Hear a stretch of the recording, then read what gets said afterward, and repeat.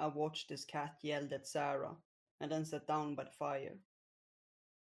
I'd never heard her that angry, and I wondered if I should say something, but I decided not to.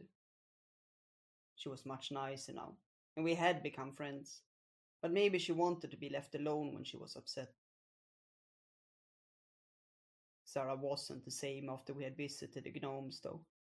She wasn't coming up with plans and telling us what to do any longer. Nowadays, she mostly walked by herself and didn't almost speak at all.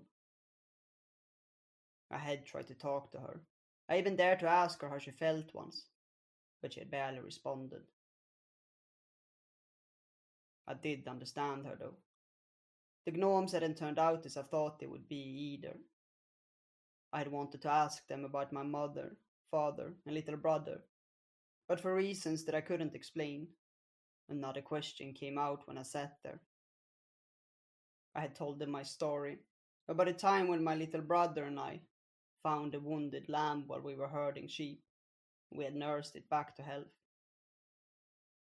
The gnome said they liked it, and that's when I would ask my question.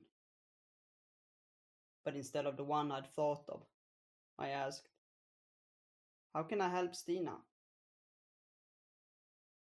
I didn't know why I did it, but they looked at me for a long while and said that I would find courage in my heart when the time came. I didn't understand what it meant, but it made me realize how much I missed her. It wasn't fair to have left her, and I felt like such a coward, leaving her alone in the Queen's champion camp. I should have taken her with me. She was all alone now and had no friends. I wondered if I could go back to rescue her, but I wasn't sure how I would do that. It was too far to go there, and I didn't know how to enter again without being caught. She stayed on my mind as we continued north, every day a bit further. Sara was still walking behind us.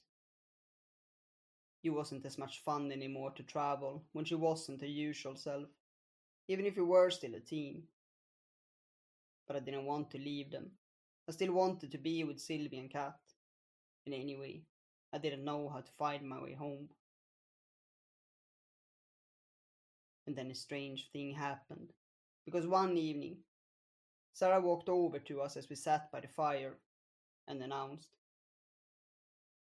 "We will go to the unicorns."